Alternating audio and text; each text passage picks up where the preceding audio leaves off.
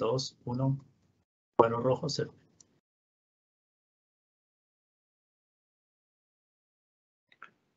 Muy buenas tardes para todos. Es un gusto saludarlos hoy y muchas gracias por acompañarnos. Sobre un tema que yo creo que hoy es del mayor interés para todos y es la evolución de los temas macroeconómicos. Y hoy tenemos un invitado de lujo, a quien quiero agradecer muy especialmente que nos acompañe el día de hoy, a Roberto Steiner, miembro de la Junta del Banco de la República, una persona que tiene pues toda, no solamente hoy en su posición en el Banco de la República, sino toda la trayectoria para que nos ayude a visualizar cómo está el tema macroeconómico desde su posición, pero también de su posición de economista con una gran experiencia. Quien tendrá una conversación con Juan Pablo Espinosa, que estoy seguro que será muy enriquecedora para todos nosotros. Así que sin más preámbulos, yo nuevamente le reitero el agradecimiento por acompañarnos, a Roberto por acompañarnos y Juan Pablo, adelante. Muchas gracias, Juan Carlos. Un saludo para todos. Estamos muy contentos de tenerlos en este espacio que hemos denominado Charlas con Foco y cuya intención es hablar en profundidad acerca de aquellos temas que más están impactando la realidad económica y financiera de nuestros clientes. Y en ese sentido, uno de los temas que indudablemente está mandando la parada hoy en día es el rumbo de las tasas de interés. Tenemos que recordar que durante buena parte del año 2021, la tasa de referencia de la política monetaria estuvo en el nivel más bajo de la historia y que desde el segundo semestre del 2021 el Banco de la República empezó un proceso de normalización de esa política que ha sido muy distinto a los ciclos anteriores. De hecho, el tamaño de los ajustes ha venido incrementándose en las últimas reuniones y las expectativas del mercado hoy en día están apuntando a que ese ritmo de incrementos puede incluso hacerse más marcado en el futuro. Esto indudablemente va a tener muchas repercusiones sobre el desempeño de la economía, no solamente en este 2022, sino también incluso en los años siguientes. Además de eso tenemos, y lo sabemos todos muy bien, el conflicto entre Rusia y Ucrania y los efectos que está generando en materia de crecimiento y de inflación, todo lo cual hace mucho más retadora la labor de los banqueros centrales, no solamente en el mundo emergente, sino también en los países desarrollados.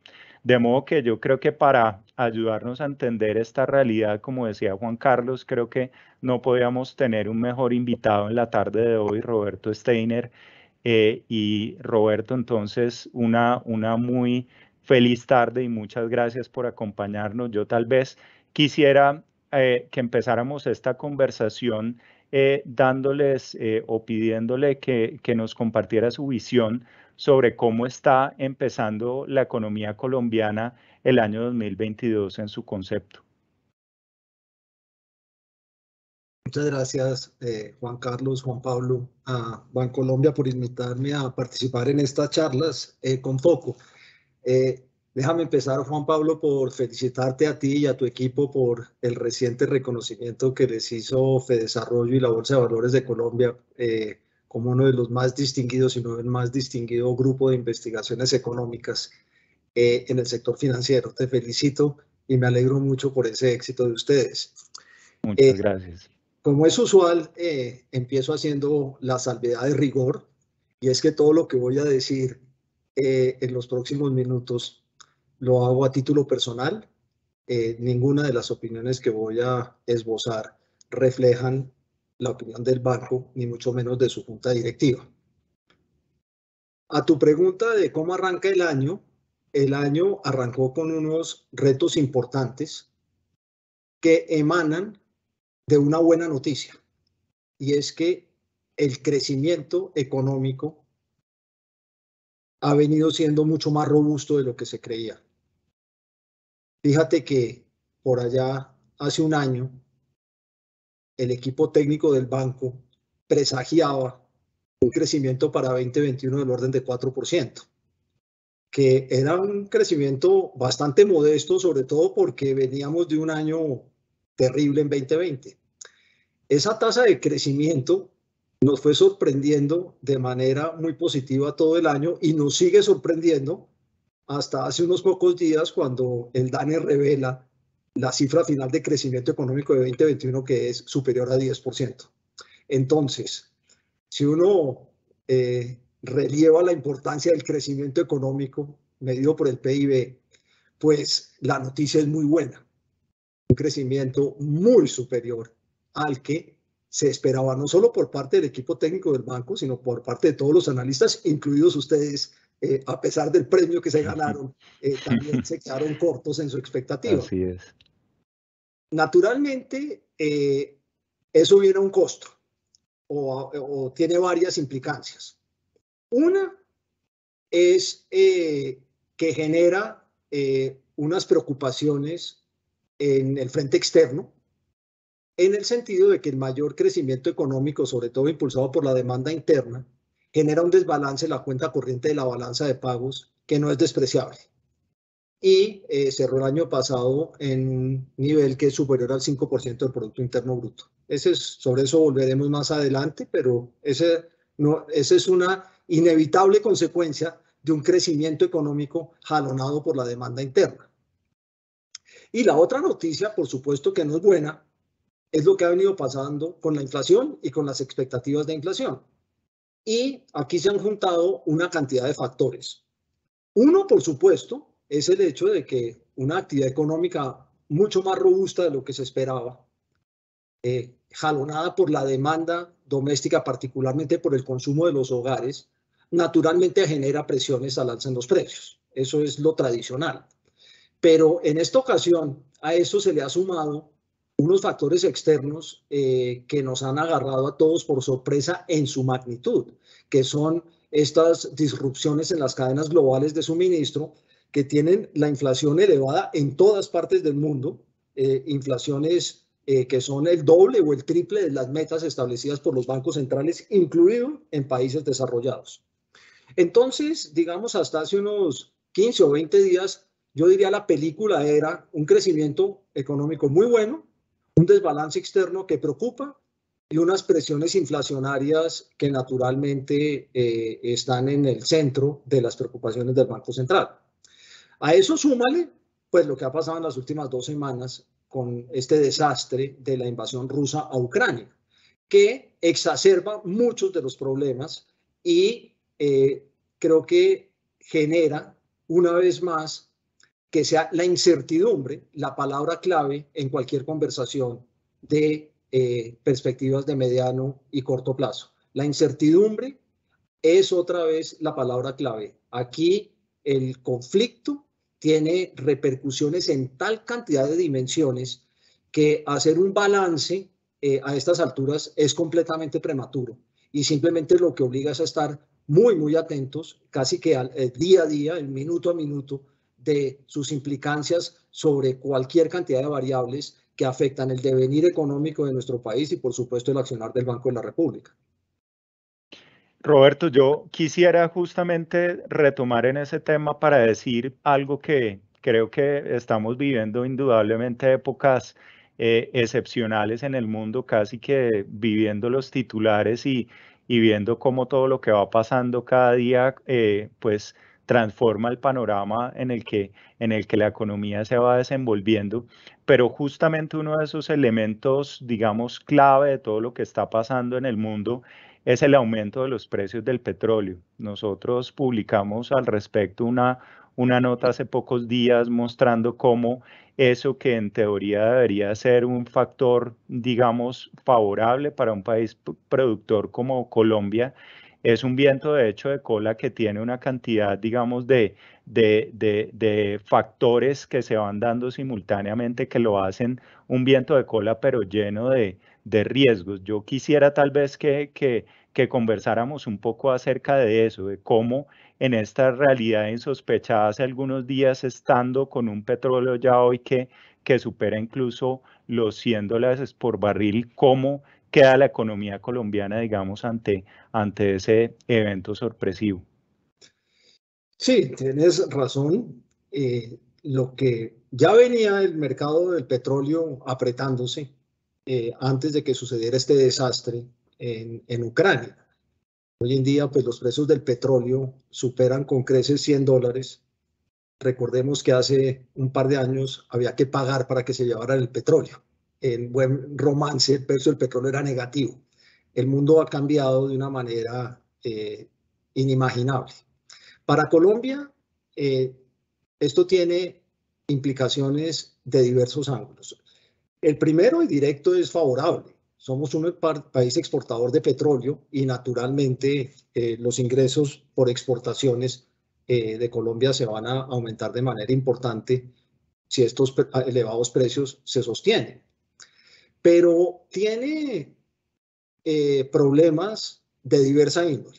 Tú mencionas uno, que es que complica los vientos de cola, porque esto puede tener unas consecuencias muy malas en el contexto global, y ya lo estamos viendo con aumentos en precios de cualquier cantidad de productos que utilizan el petróleo o sus derivados como insumos. Entonces, sin lugar a dudas, el tema de que el petróleo afecte la inflación en todo el mundo va a tener unas repercusiones que no son favorables para la economía colombiana. El otro aspecto del precio del petróleo que no debemos perder de vista es que acá se tomó la decisión que se tomó en muchos otros países en el contexto de la pandemia de no trasladarle al consumidor local el aumento en el precio de paridad del petróleo, que en el caso de Colombia pues es el compuesto del precio del petróleo a nivel internacional y la tasa de cambio. Eso tiene unas implicaciones fiscales importantes, porque a Ecopetrol, que es una empresa en parte propiedad privada, se le tiene que pagar el precio de paridad, pero en la medida en que el consumidor no lo pague, la cuenta la asume el gobierno. Y si tenemos en cuenta que no obstante mejoras recientes en los indicadores fiscales, Colombia tiene una situación fiscal delicada, con un nivel de deuda pública alto, pues naturalmente la dinámica de un precio del petróleo que sube muchísimo, pero no se le traslada ese costo al consumidor local, hace que ese desbalance sea creciente y tenga implicaciones fiscales que no son de poca monta. Entonces, como tú bien dices, esto apunta en muchos sentidos, pero creo que seríamos muy ilusos de solo verle el lado positivo al aumento del precio del petróleo, que lo tiene, por supuesto, pero hay que contrarrestarlo con unos factores como los que tú mencionaste y los fiscales que yo traigo a la conversación. Justamente, Roberto, uno de los temas que usted acaba de mencionar es que esto tiene, digamos, repercusiones en muchas partes del mundo, y coincidencialmente en este mes de marzo se reúne el Comité de Política Monetaria de la Reserva Federal en una tal vez pues muy anunciada reunión en la que se espera incrementar por primera vez desde que empezó la pandemia la tasa de los fondos federales. Alrededor de eso ha habido en estas últimas jornadas cualquier cantidad de modificaciones.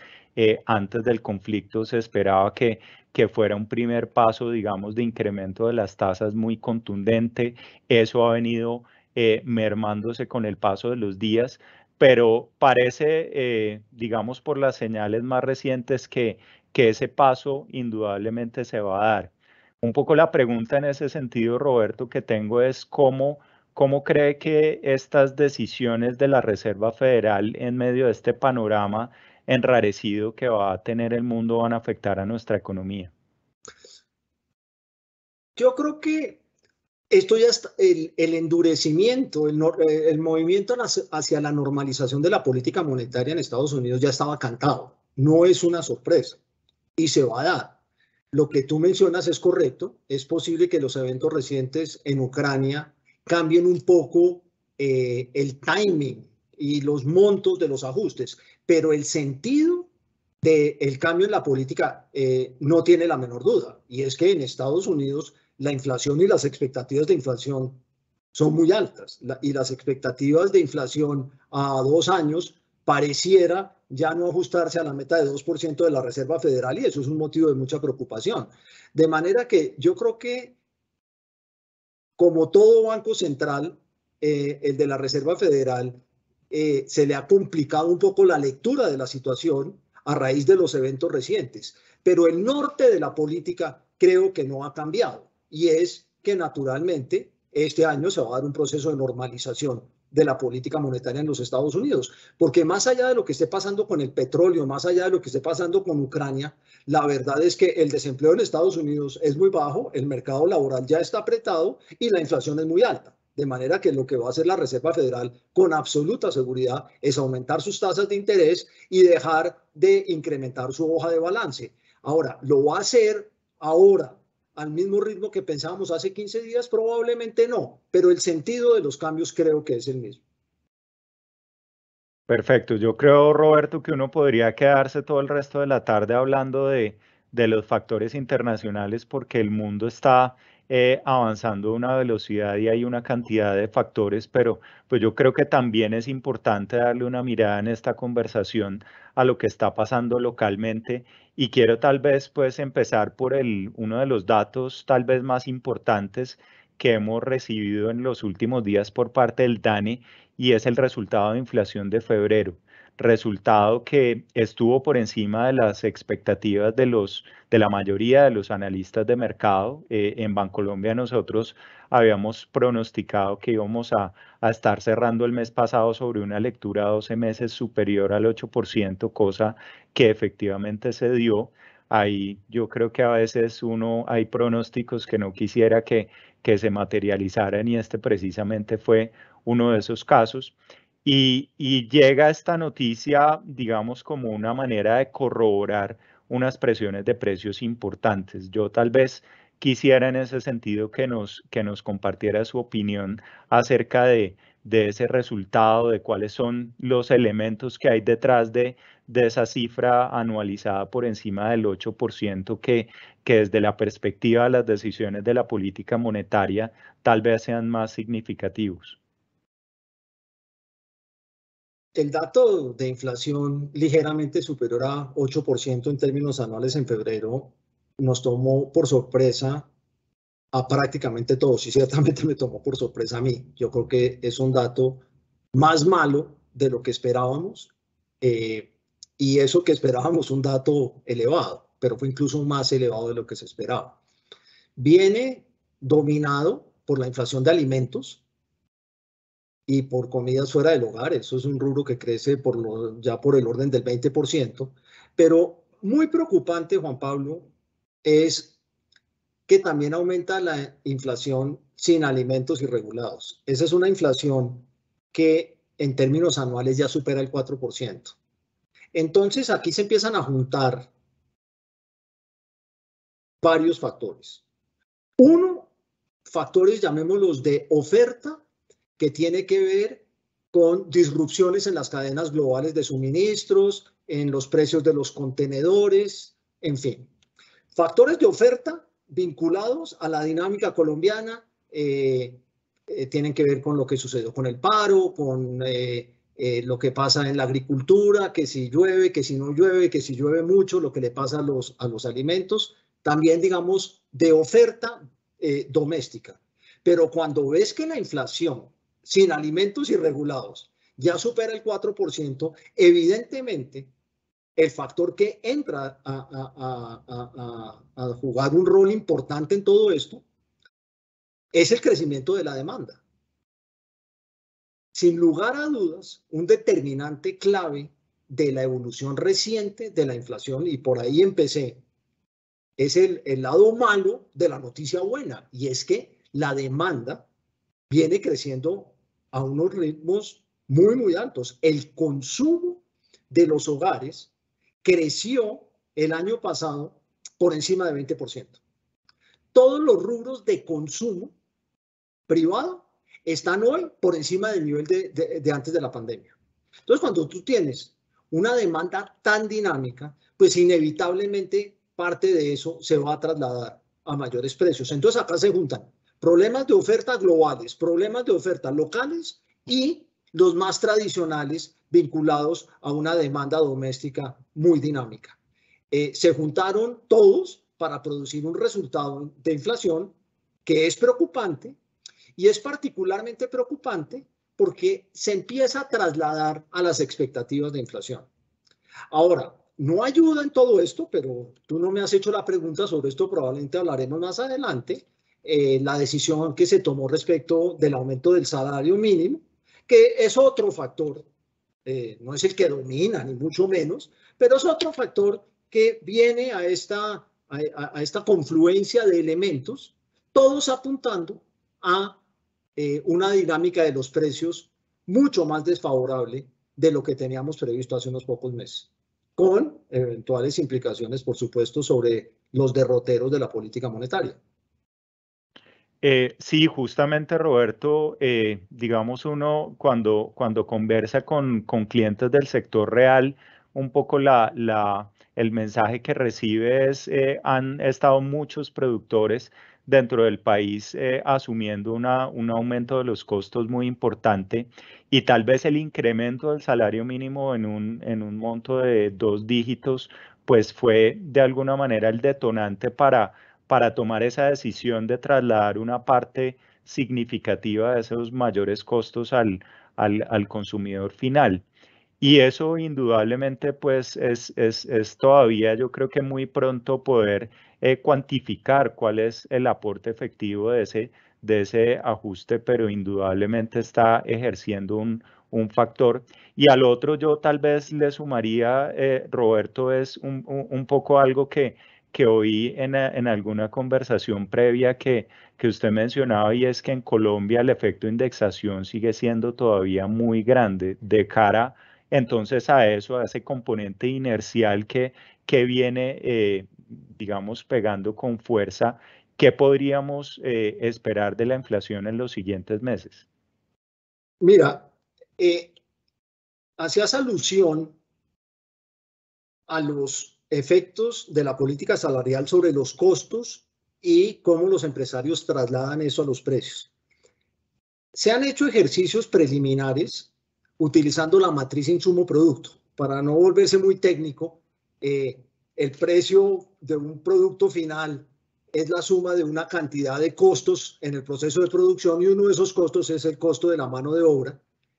Esos cálculos sugieren que el aumento del salario mínimo de 10%, un poco más, su efecto directo sobre los costos no es muy alto. Eso hay que decirlo claramente. Su efecto directo no es muy alto. De hecho, es bastante pequeño. A mí me sorprendió por lo pequeño cuando vi los resultados.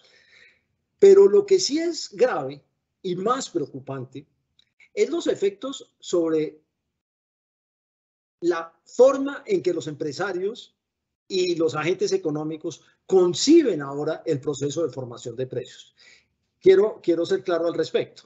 Si bien tus costos no necesariamente aumentaron mucho por el aumento del salario mínimo de 10%, 10% empieza a ser el número del cual la gente habla por ahí. Es que todo sube 10%.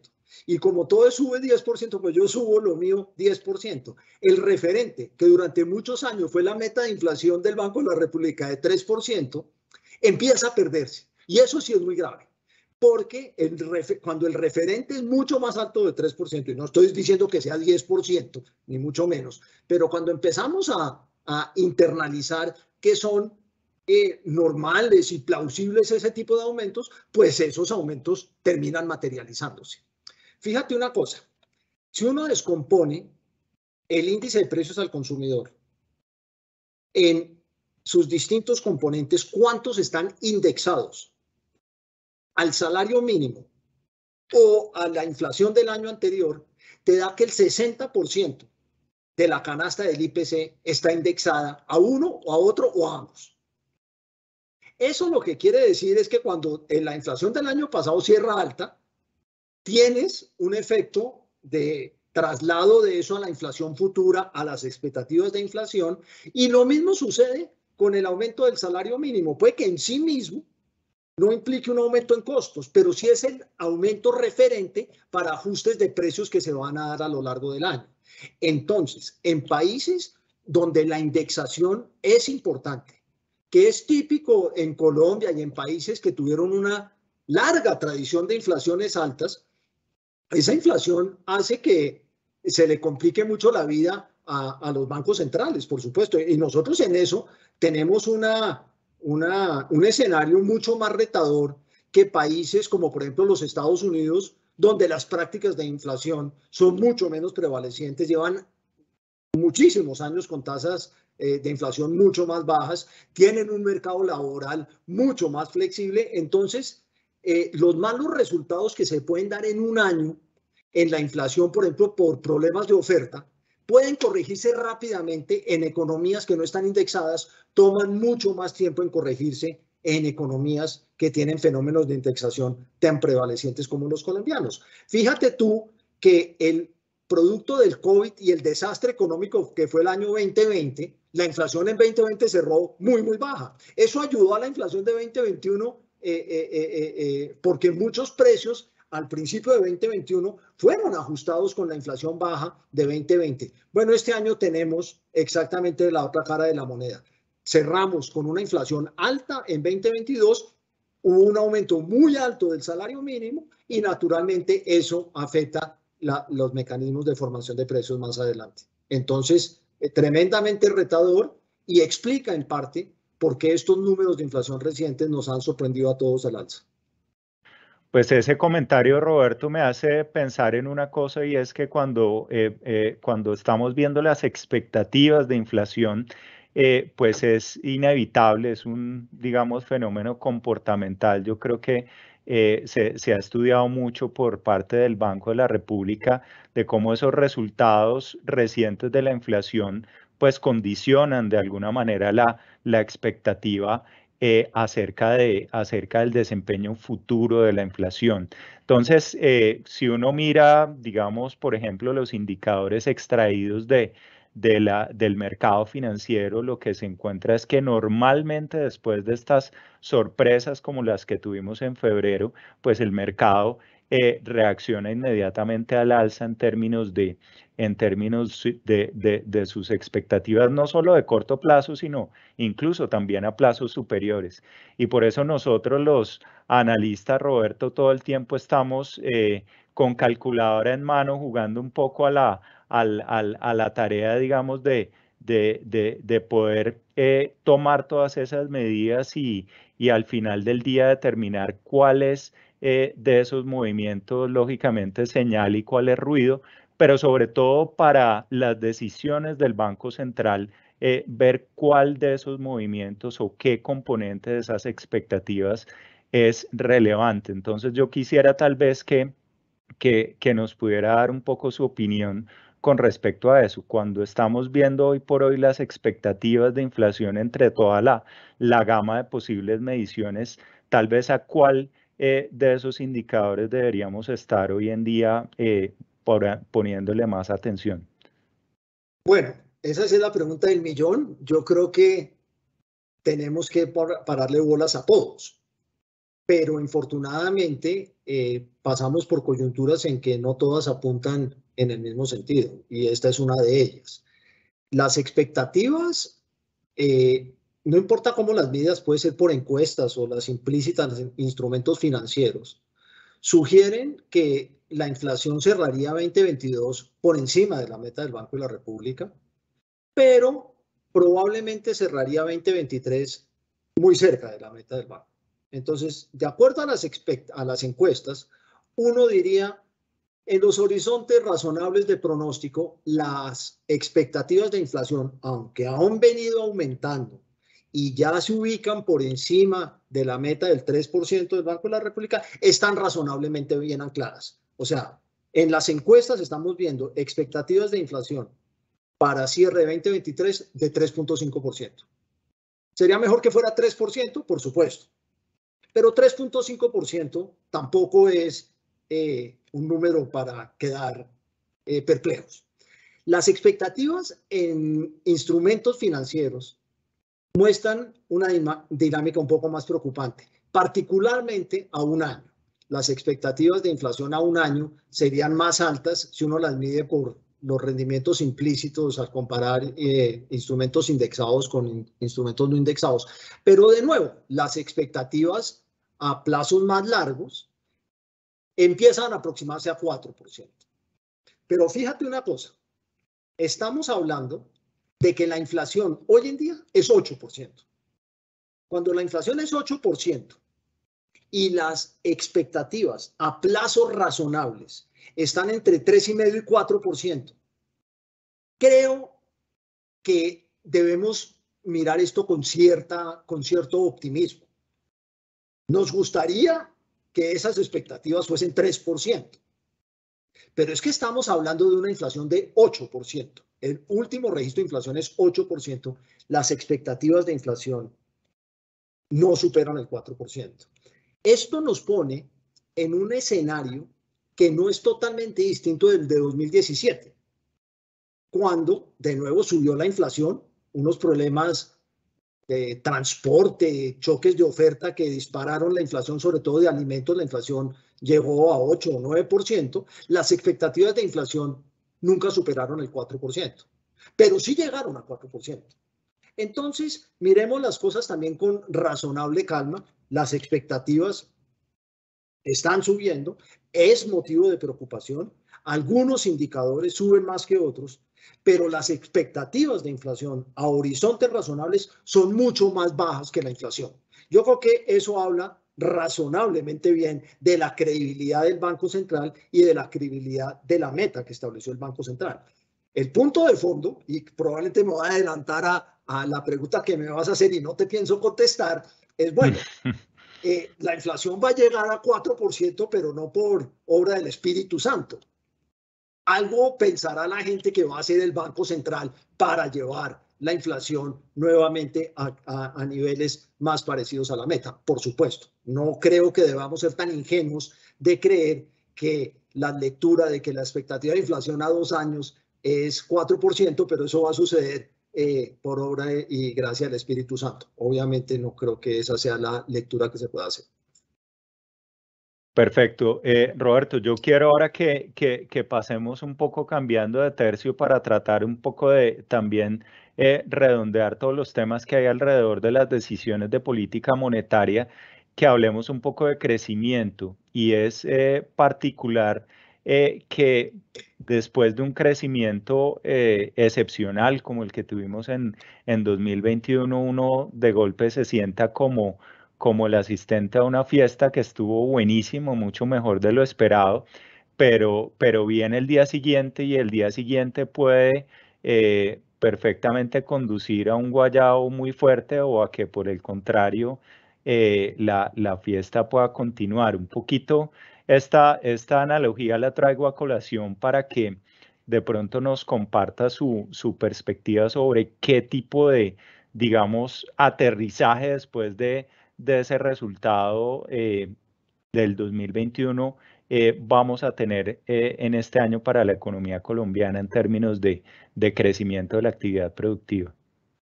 Bueno, debo hacer una aclaración, y es que todo lo que te voy a decir a continuación es basado en análisis rigurosos que se han hecho en el banco previo a los eventos recientes en Ucrania, que tienen tanto de largo como de ancho, como tú mismo lo mencionaste al principio.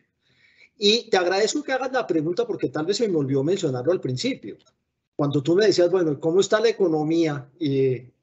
¿Cómo arrancamos? No solo arrancamos con un crecimiento económico superior al 10% en 2021, sino con una expectativa de crecimiento para 2022 superior a 4%. Si mal no estoy, el equipo técnico del banco lo pronostica en 4.3%. Y ahí ya no estamos hablando de un tema de rebote, que es en gran parte la explicación de por qué el crecimiento fue tan alto en 2021. Aquí estamos hablando ya de una consolidación de una recuperación. Entonces no estamos hablando de un aterrizaje forzoso, ni que viene el guayabo después de la fiesta. No, yo creo que las noticias son muy buenas porque encima del crecimiento de 10% de 2021, estamos pensando en un crecimiento superior al 4% en 2022, que pondría a la economía colombiana, creo yo, en los últimos reportes del Fondo Monetario como uno de los mercados emergentes más dinámicos, si no el más dinámico del mundo. Entonces, en ese sentido, las noticias son buenas, pero de nuevo, con enormes retos para el Banco Central, porque por ahí van a venir presiones sobre los precios y volvemos a la misma conversación de antes. Lo que cambia son las fuentes de crecimiento, porque el dinamismo de 2021 fue muy jalonado por el consumo, tanto el consumo de los hogares como el consumo del gobierno. Ambos crecieron en el orden de 20%, pero obviamente el consumo de los hogares es mucho más grande que el consumo del gobierno. Entonces, el gran motor de la dinámica de 2021 fue el consumo de los hogares, que sorprendió mucho, porque había la noción de que, producto del encierre que nos tocó vivir durante tanto tiempo por el COVID, había unos segmentos del consumo que se iban a recuperar cuando pudiésemos volver a operar normalmente. Pero había otros segmentos del consumo que se creía que se perdieron en la pandemia y no se iban a recuperar. Y ahí nos hemos equivocado. La dinámica, por ejemplo, del gasto en servicios es increíble. Y había un poco la noción de esos no van a recuperar el terreno perdido, porque pues los restaurantes a los que uno no fue cuando estaba encerrado, pues no puede ir al doble de restaurantes cuando se abran.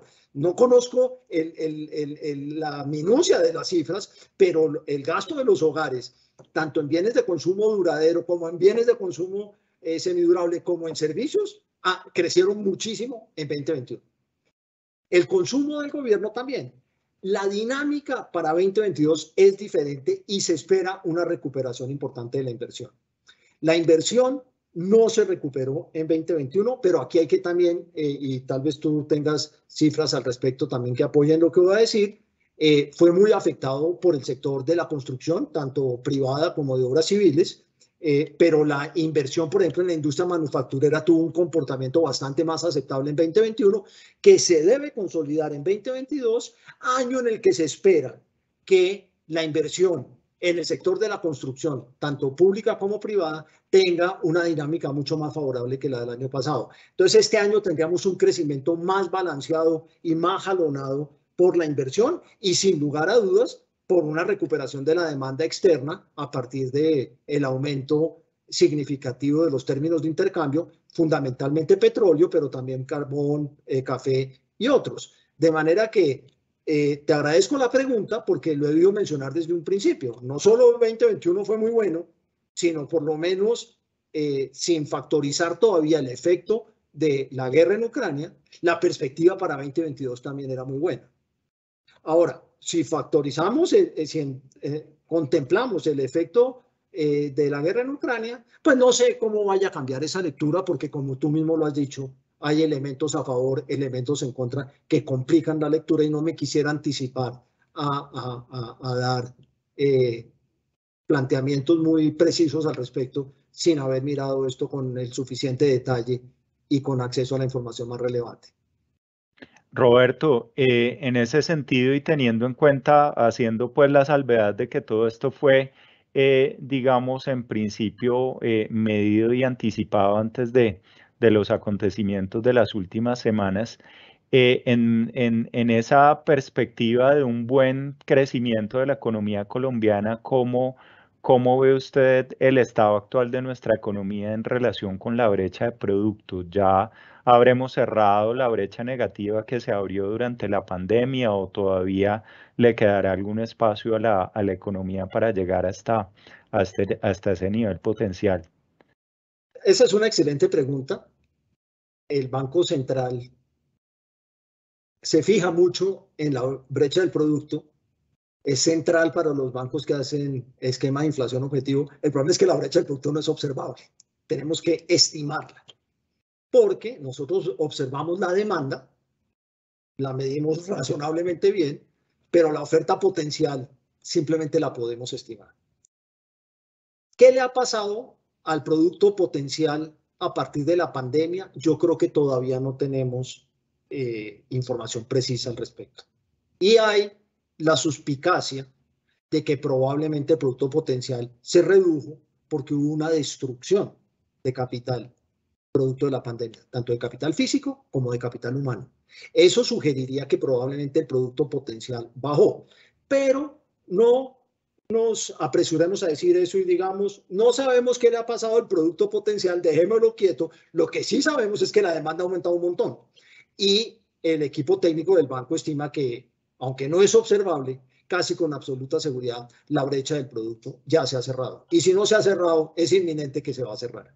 Y eso explica, como decía anteriormente, por qué a la dinámica inflacionaria que antes la asociábamos fundamentalmente a factores de oferta, tanto internos como externos, ahora le tenemos que sumar un elemento de demanda que es muy importante, que es precisamente el hecho de que la brecha del producto se ha cerrado. Valga decir, esa discrepancia entre la demanda que había colapsado durante la pandemia y la oferta se cerró, se volvió cada vez menos negativa y ya probablemente se cerró, generando presiones a aumentos de precios por la vía más tradicional de una demanda dinámica a nivel agregado. Pues Roberto, justamente este último punto me lleva a mí a plantear también un tema que sobre todo en los últimos días ha estado en la conversación nacional y es, digamos, un poco el orden de prioridad de los elementos que están detrás de las decisiones del Banco de la República. Y lo digo porque personas dicen que, por ejemplo, la manera en la que la inflación ha reaccionado a unos elementos de oferta que es imposible controlar, mientras que simultáneamente todavía el país tiene una deuda pendiente muy grande en materia de empleo y la recuperación tiene todavía un espacio para avanzar, deberían hacerle de alguna manera llevar al Banco de la República a cambiar un poco sus prioridades en términos de sus objetivos. Yo quisiera tal vez pues que nos diera su opinión acerca de ese tipo de comentarios. A ver, Juan Pablo, el objetivo de la política monetaria y las prioridades están escritas en la Constitución y en la Ley 31 del 92, que dice que en coordinación con el gobierno, el banco debe procurar mantener el poder adquisitivo de la moneda. En buen romance, tener una inflación baja y estable. El constituyente en el 91 tenía muy claras dos cosas. Uno, que la inflación es el impuesto más regresivo de todos. De manera que cuando consagra en la Constitución que el Banco Central debe procurar tener una inflación baja y estable, está atendiendo el hecho de que las inflaciones altas a quienes más perjudica es a los más pobres. De manera que es perfectamente consistente que el Banco Central busque tener una inflación baja con que el Banco Central está contribuyendo a la equidad. En tanto, el impuesto más inequitativo de todos es la inflación. En cuanto al crecimiento, obviamente, si el Banco Central, preocupado por la inflación, como es la situación actual, aprieta la política monetaria, eso tiene efectos sobre la actividad económica. Por supuesto que los tiene, pero son de corto plazo. Son el convencimiento de que esos costos de corto plazo son los que hay que pagar para poder tener un crecimiento sostenible en el largo plazo.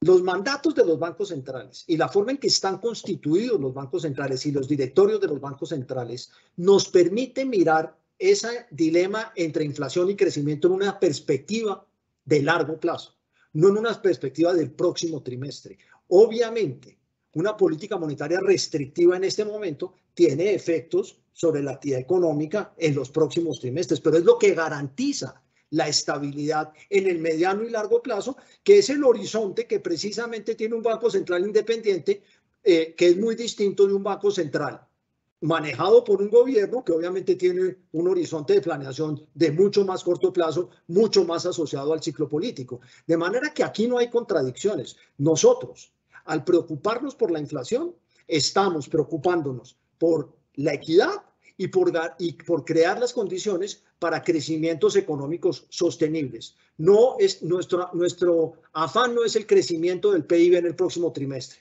Eso se lo dejamos a otros. Nuestra preocupación es garantizar las condiciones macroeconómicas para un crecimiento sostenible. Y el banco ha sido muy exitoso en eso a lo largo de los años. De manera que yo creo que aquí al banco hay que reconocerle, y no digo al banco que me ha tocado a mí ser partícipe, hablo de los últimos 20 o 25 años, la habilidad que ha tenido el Banco de la República para hacer política monetaria contracíclica ha sido fantástico.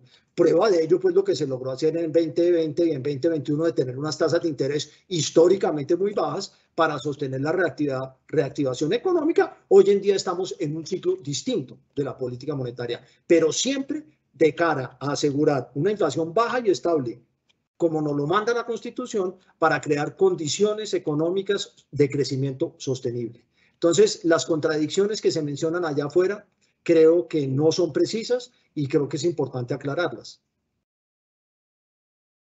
Perfecto, muy bien. Roberto, ahora ya realmente el tiempo en esta conversación se ha pasado muy rápido, lo cual habla muy bien de la calidad de la misma, pero yo quisiera que en estos últimos minutos pudiéramos centrarnos mucho más en las decisiones de política monetaria, y al respecto yo tal vez empezaría por decir algo, y es que por allá en septiembre, cuando se dio el primer incremento de la tasa de referencia en el presente ciclo, creo que el Banco de la Junta y el gerente fueron muy claros en su comunicación con respecto a que este iba a ser un ciclo de normalización de la política monetaria, de modo que se le dio desde el comienzo muy claro el mensaje a los agentes económicos de que lo que iba a darse, como efectivamente ha ocurrido, es una sucesión de incrementos en la tasa de interés para ir paulatinamente ajustando la postura a la realidad de la economía. Tal vez lo que ha sido, digamos, distinto, como decía al principio de este espacio, a lo largo de este periodo, es cómo ha venido cambiando la velocidad de ese ajuste. Y en ese sentido, dentro de las conversaciones que tenemos muchas veces con clientes y con colegas, se argumenta un poco que esa velocidad ha estado recientemente influida por el hecho de que no en todas las reuniones del banco, de la Junta del Banco Central mes a mes se toman decisiones, sino que hay unos periodos, digamos, de pausa. Quisiera tal vez preguntarle eso, ¿qué tanto de esa interpretación que le damos desde afuera, quienes vemos las decisiones del Banco Central, puede efectivamente estar digamos, influido por esos momentos del calendario en donde se toman las decisiones?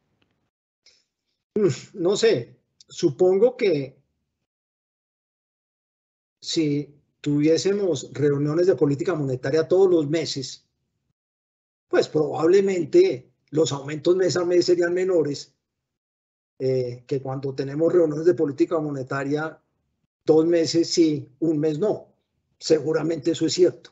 No me parece que sea el factor dominante, no me parece que sea el factor crítico para leer si estamos acelerando o no el proceso de normalización.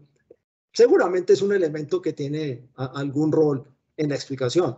Pero decías, Juan Pablo, que el gerente hablaba de hace unos 6 meses, o sí, 6 meses ya, de aumentos graduales empezando en 25. Sí, yo creo que la gradualidad sigue estando ahí. Yo no creo que haya cambiado mucho la noción de gradualidad y la noción de que nuestras decisiones dependen de la información que nos vaya llegando. Lo que ha cambiado radicalmente desde septiembre es que la inflación es mucho más alta, las expectativas de inflación son más altas y el crecimiento económico es mucho más alto.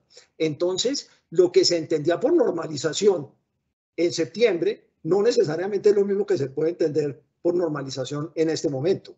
Pero yo creo que la lógica del análisis sigue siendo la misma y es movernos gradualmente a medida que vamos entendiendo mejor los problemas y recibiendo más información en un mundo que, como hemos estado conversando en esta hora, pues cambia minuto a minuto, con efectos que vienen de Ucrania y nos dan durísimo a nosotros, efectos que vienen de Nueva York y nos dan muy duro, efectos en América Latina, en fin, aquí hay una cantidad de factores que tenemos que estar mirando para estar seguros de que cada vez que tomamos una decisión de política monetaria la tomamos con la información más relevante. Y por eso es que somos muy cautelosos cuando nos preguntan, bueno, ¿y qué va a pasar? Pues el lenguaje de todo banco central depende de los datos.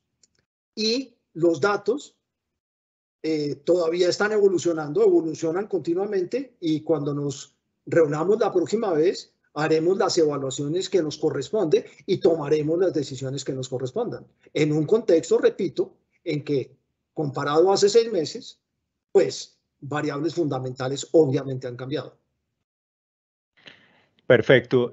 Roberto, hay un tema que en particular a mí me parece muy interesante y llevamos apenas 6 meses desde que arrancamos en este ciclo, de modo que todavía es muy pronto para poder evaluarlo, pero quiero traerlo a la conversación porque creo que es bien relevante, y es la transmisión de esas decisiones de política monetaria. Como decía antes, este ciclo ha tenido unas características distintas. Se ha dado además en momentos en donde no solamente ha cambiado la tasa de referencia, sino que hemos visto una ampliación importante de la curva de rendimientos de la nación, y eso también es un elemento que hay que tener en cuenta a la hora de fijación de las tasas del sistema financiero. Pero entonces, digamos, dentro de la singularidad que tal vez tiene este ciclo de normalización de la política monetaria, y con todo lo que está ocurriendo de manera simultánea, usted que ha estudiado el tema en particular de la transmisión, ¿cómo cree que se puede llegar a dar en estas circunstancias? Bueno, tú conoces un trabajo que hicimos con Arturo Galindo, mi antiguo colega de Junta.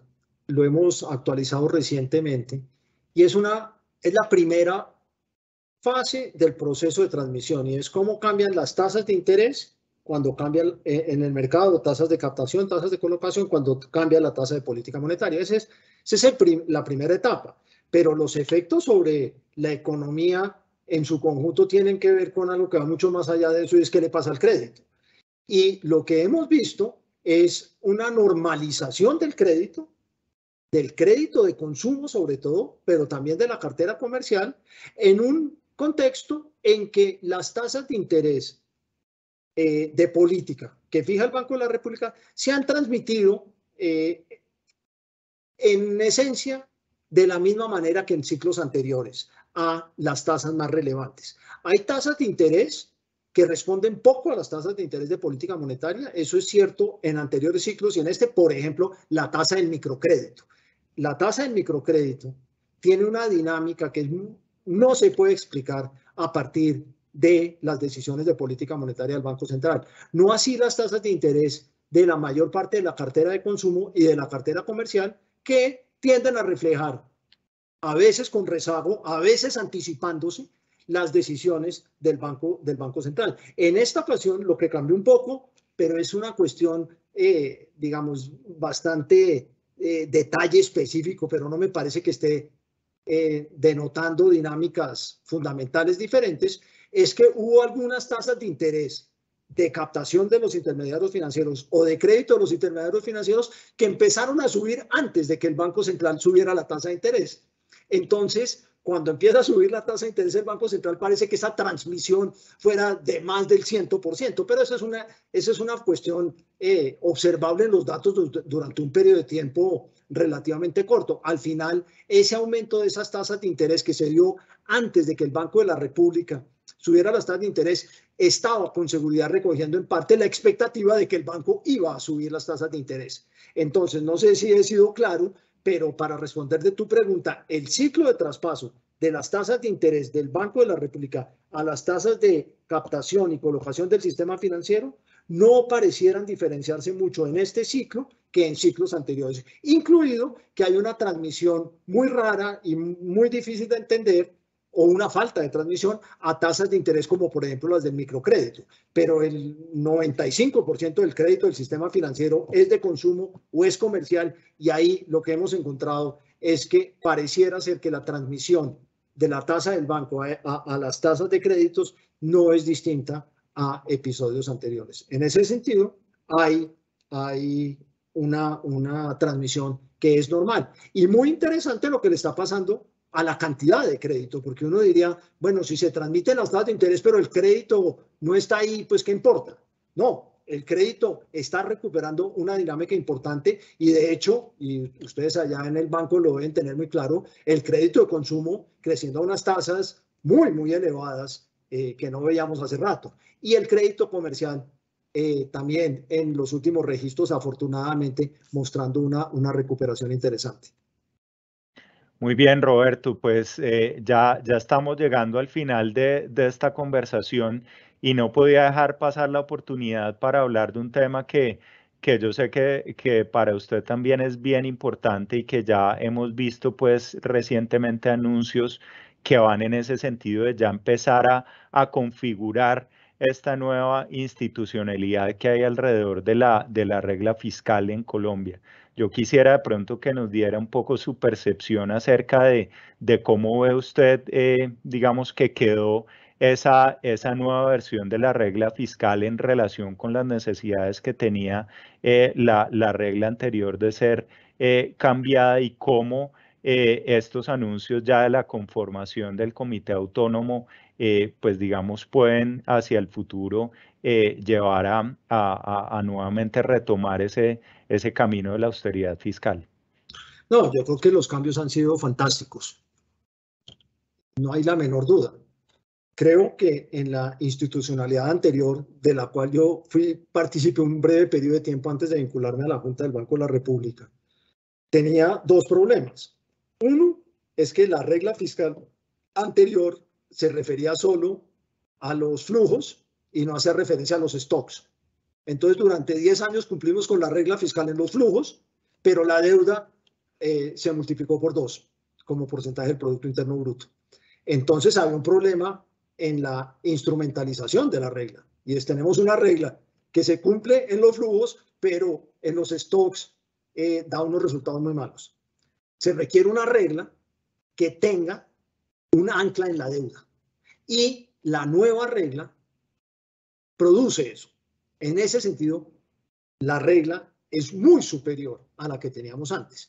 Por no mencionar la institucionalidad, que es a lo que haces tu referencia. Y es que se creó el Comité de Regla Fiscal, siempre existió, gente independiente, pero aquí se han hecho unos cambios muy interesantes. Uno, la forma en que rotan los miembros del comité hace que tengan una permanencia y una rotación escalonada que los vuelve con el paso del tiempo relativamente independientes del gobierno. Eso es bueno, pero lo más importante es que se le dio independencia técnica al Comité de Regla Fiscal, se nombró a una persona excelente en ese cargo, una persona que venía del Ministerio de Hacienda, venía del Banco de la República, imposible un mejor candidato para ese cargo, y se le dio un presupuesto con una autonomía presupuestal para que tenga un equipo técnico que le permita rigurosamente hacer los análisis que se deben hacer para la implementación de la regla. Eso no se tenía antes. Antes, los miembros independientes del comité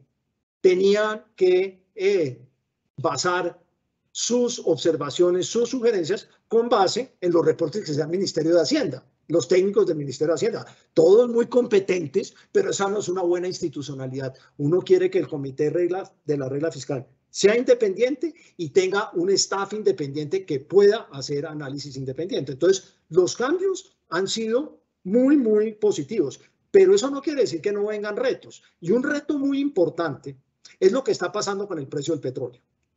Porque una de las razones por las cuales en la anterior institucionalidad se cumplió con la regla fiscal en los flujos, pero se creó un problema de deuda gigantesco, es que hubo cierto sesgo en la implementación de la regla fiscal para, en esencia, tomar cada vez que subía el precio del petróleo, suponer que ese era un aumento permanente. Y cuando bajaba, suponer que la caída era transitoria. Esa asimetría creó unos problemas muy serios que hacían que se cumpliera con la regla fiscal, pero en ese proceso la deuda aumentara de manera significativa.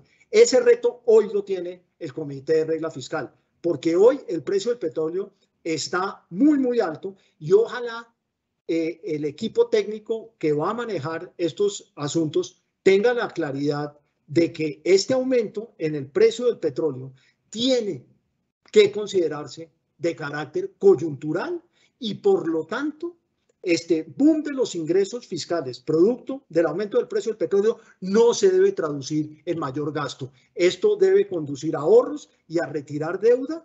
El país tiene una deuda alta y este es el momento de tener tenemos la institucionalidad precisa para que este buen momento del precio del petróleo, que tiene una implicación temporal de buen momento en las finanzas públicas, lo internalicemos de manera permanente y no cometamos errores que se hicieron en el pasado de creer que los aumentos de 1 o 2 años de un buen precio del petróleo iban a durar toda la vida y por lo tanto ahorramos muy poco de la bonanza petrolera que tuvimos antes de 2013. Esta nueva bonanza petrolera, ojalá la manejemos de manera diferente y creo que un paso importante que nos obliga a ser optimistas a ese respecto es la nueva institucionalidad fiscal, tanto la nueva regla que incorpora consideraciones de deuda como la nueva institucionalidad y el equipo técnico independiente que se encargará de velar porque la regla se cumpla